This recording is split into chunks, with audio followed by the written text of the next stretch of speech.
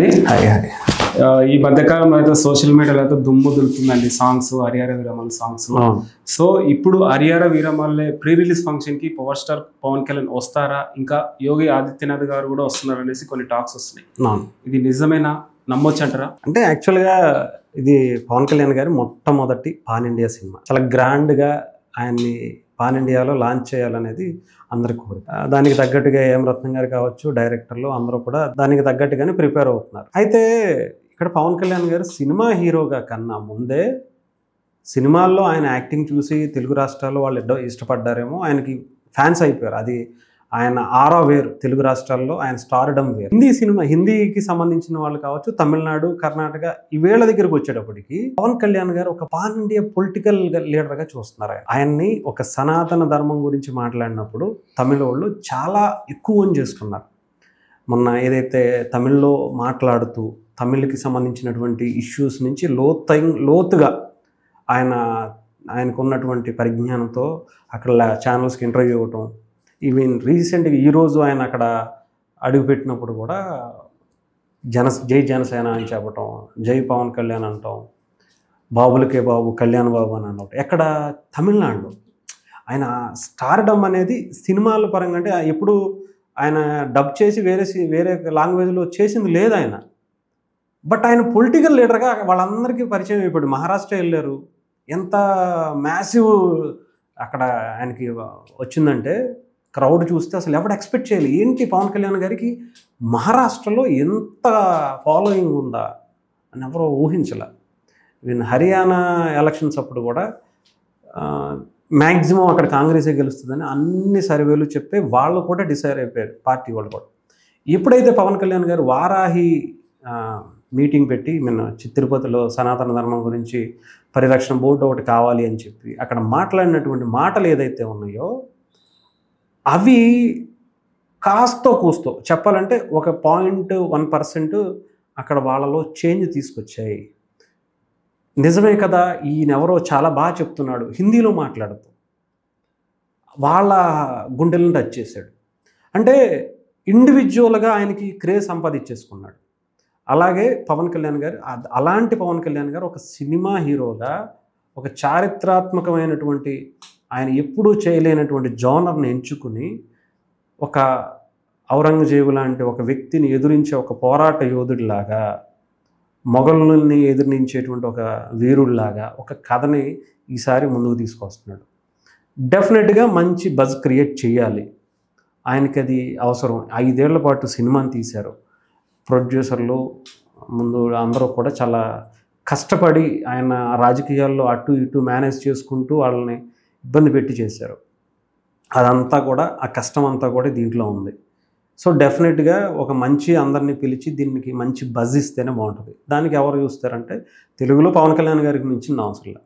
ఇక్కడ ఆలోచించేది ఏంటంటే హైదరాబాద్లో ఒక ఈవెంట్ పెట్టి ఇక్కడ రేవంత్ రెడ్డి గారిని పిలవాలి, మన ఆంధ్రప్రదేశ్లోనేమో తిరుపతి అటు సైడ్ పెట్టి చంద్రబాబు నాయుడు గారిని పిలవాలి. అలాగే నార్త్కి సంబంధించి అంటే మనకి సౌత్లో పవన్ కళ్యాణ్ గారు ఆయనే పెద్ద హీరో, ఆయనకన్నా స్టార్డమ్ ఇంక వేరే ఎవరికి లేదనే చెప్పాలి. నార్త్కి వచ్చేటప్పటికి రాజకీయంగా కూడా యోగి ఆదిత్యనాథ్ గారు ప్రధానమంత్రి నరేంద్ర మోదీ గారి తర్వాత ఆయన వరుసలో 2వ స్థానంలో ఉన్నటువంటి వ్యక్తి, యూపీ సీఎం. ఆయన యూపీ సీఎంగా వచ్చిన తర్వాత ఒక లెక్క, ఆయన వచ్చిన తర్వాత ఒక లెక్క, ఆయన రాకముందు ఒక లెక్క అన్నట్టుంది. ఎందుకంటే అక్కడ క్రైమ్ రేట్ తగ్గిపోయింది, ఇండస్ట్రీస్ అన్నీ కూడా యూపీకి పెట్టుబడులు పెట్టడానికి చాలా ఎక్కువగా అవకాశాలు వచ్చినాయి, టూరిజం పెరిగింది, రోడ్లు అన్నీ కూడా చాలా అద్భుతంగా రెడీ అయినాయి. అప్పటిదాకా క్రైమ్ అంటే యూపీ అంటే క్రైమ్ అనుకునేది ఇప్పుడు యూపీ అంటే డెవలపింగ్ అనుకునే స్థాయికి యోగి ఆదిత్యనాథ్ గారు తీసుకొచ్చారు. అయోధ్య రామ మందిరం కట్టారు. అంతేకాకుండా వారణాసి టెంపుల్ సిటీస్లో ఆయన మళ్ళీ దాన్ని సపరేట్ ఒక క్యారిడార్ పెట్టి మోదీ గారు ఆయన పోటీ చేసి గెలిచిన నియోజకవర్గం ఎంపీగా. సో అక్కడ పెట్టాలి లేదా అయోధ్యలో పెట్టాలి అనేది పవన్ కళ్యాణ్ గారు ఒకటి అనుకుంటున్నారు. దానికి ఆ సీఎం యోగి ఆదిత్యనాథ్ గారిని తీసుకురావాలి. అంటే వీళ్ళిద్దరి కలయిక ఒకసారి స్టేజ్ మీదకి వస్తే మనమే ఆలోచించుకోండి. రాజకీయాల్లో నార్త్ ఇండియాకి సంబంధించి యోగి గారు అంటే మోదీ గారి తర్వాత ఆయనకు ఉండే స్టార్డమ్ వేరు. అసలు ఆయన ఒక శక్తిగా చూస్తారు నార్త్లో.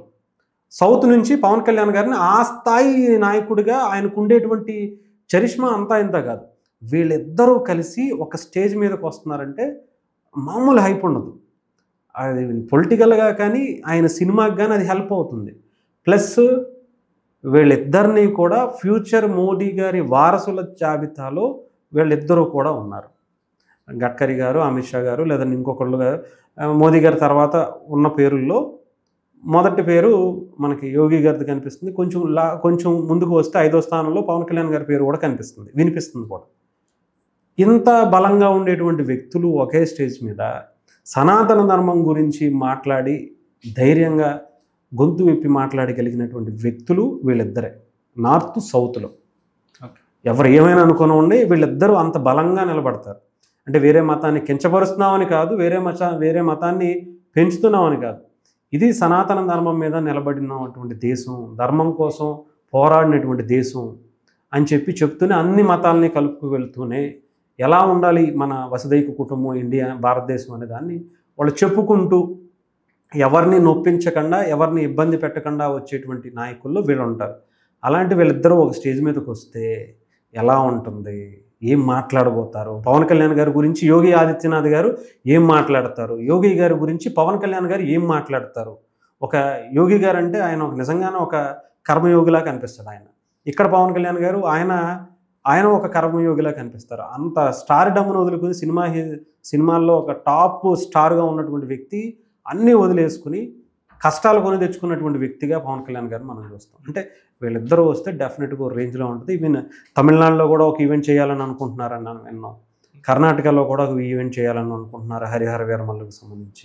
ఈ బజ్ అంతా కూడా ఏదేమైనా కానీ ఒక మామూలు, అంటే ఇప్పటివరకు హరిహర వీరమల్లు లేట్ అవటం వల్ల ఏదైతే బజ్ సరిగ్గా రాలేదు అనుకుంటున్నారో ఈ ఒక్క దెబ్బకి అదంతా కూడా తీసుకురావాలి అనేది యూనిట్ భావిస్తున్నట్టుగా తెలుస్తుంది.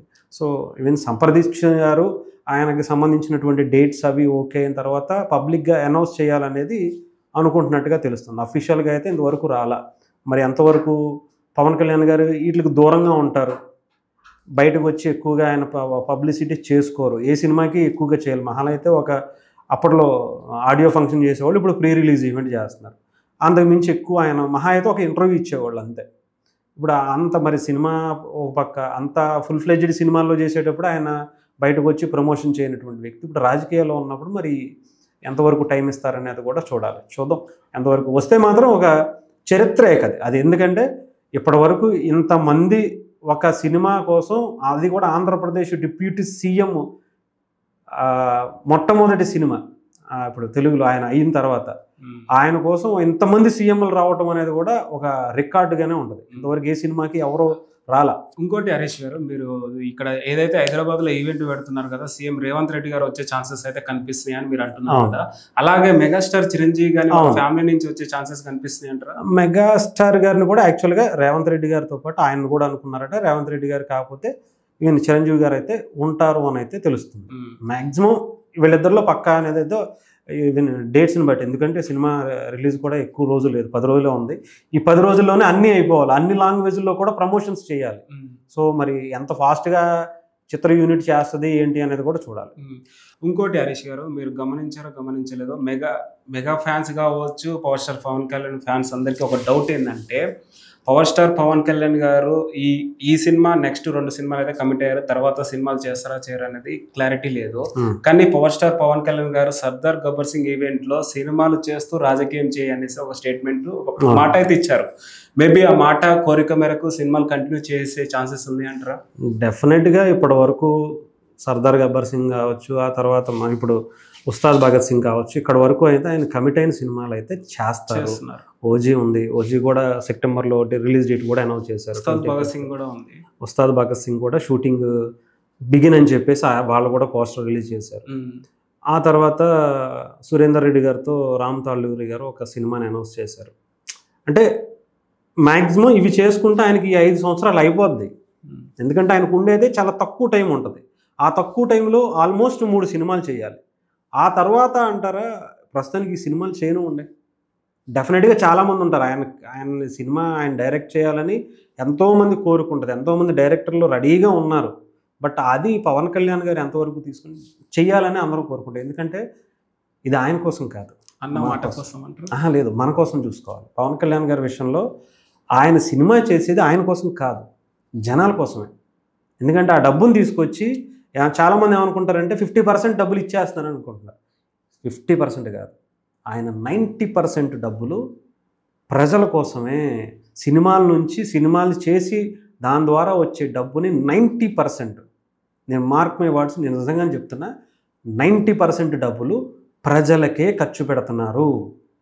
ఆ 10%ఏ పిల్లలకు కానీ ఆయన ఇంటికి వాడుకుంటున్నారు, అంతే. ఆయన కుటుంబానికి ఆఫీసుని నడుపుకుంటున్నారు, ఆఫీసులో స్టాఫ్ని మెయింటైన్ చేస్తున్నారు. జనసేన పార్టీ ఆఫీస్ అంటే అది ప్రజల కోసమే కదా పనిచేసేది. ఆయన క్యాడర్ని, మీటింగులు, పబ్లిక్ మీటింగులు, ఆయన మెయింటెనెన్స్, ఆయన పిల్లల మెయింటెనెన్స్, ఇవన్నీ కూడా చేసుకుంటూ ఎవరికి కష్టం వచ్చినా సరే ఆయన డబ్బులు ఇస్తారు. ఎక్కడికి వెళ్ళినా సరే ఏదో ఒక డబ్బు అనౌన్స్ చేసే వస్తున్నాడు ఆయన, సొంత డబ్బులు. ఆఖరికి ఎన్టీఆర్ ట్రస్ట్కి కూడా ఆయన డబ్బులు అనౌన్స్ చేసి వచ్చాడు. ఎక్కడికి వెళ్ళినా ఆయన లక్షలే, కొన్ని ఏదో ఒక 50,000 లేకపోతే 25,000 1,00,000 ఇస్తాడు అనుకుంటే మినిమం 2.5 లక్షలు లేకపోతే 10 లక్షలు 5 లక్షలు, మినిమం 5 లక్షలే తప్ప అంతకుమించి తక్కువ చూసింది కూడా లేదు. ఆయన ఫిగర్ మినిమం చెప్పడం కూడా 5, 10 లక్షలు ఇస్తున్నా, 25 లక్షలు ఇస్తున్నా, 30 లక్షలు ఇస్తున్నా, 50 లక్షలు ఇస్తున్నా, 1,00,000 2 లక్షలు ఇచ్చింది కూడా కనిపించలే. ఎవరో ఒక పిల్ల డాక్టర్ చదువుకోవాలని అనిపిస్తే 3 లక్షలు ఇచ్చారంట. 1,00,000 కూడా ఆయన దాంట్లో ఆయన చేసేటువంటి ధర్మాల్లో కనిపించట్లేదు. ఆయన అంత హ్యూజ్ అమౌంట్ని సేవా కార్యక్రమాలకి, ఎంతోమందికి ఉపయోగపడేటువంటి కార్యక్రమాలు, ఎన్నో గుప్త దానాలు, కష్టం వస్తే ఇంకా ఆయన ఉన్న ఆస్తులను కూడా అమ్మేసుకుంటాడు ఆయన. మన రీసెంట్ ఒక బామ్మతో కూడా కలిసి లంచ్ చేసి మళ్ళీ ఇచ్చారు, 1 lakh ఇచ్చారు. ఇంకా ఏం కావాలంటే నేను ఇస్తానమ్మా, నువ్వు కట్టుకో అంటున్నాను. స్వయంగా కాలు మొక్కి బ్లెస్సింగ్ తీసుకున్నారు. అలాంటి వ్యక్తి సినిమాలు చేయాలని కోరుకున్నాం. ఎందుకంటే ఆయన ప్రధాన ఆదాయం ఆయనకి దాని మీదే వస్తుంది. ఆయన ఇంకొక బిజినెస్లు లేవు, సిమెంట్ ఫ్యాక్టరీలు లేవు, పేపర్లు లేవు, టీవీ ఛానల్స్ లేవు.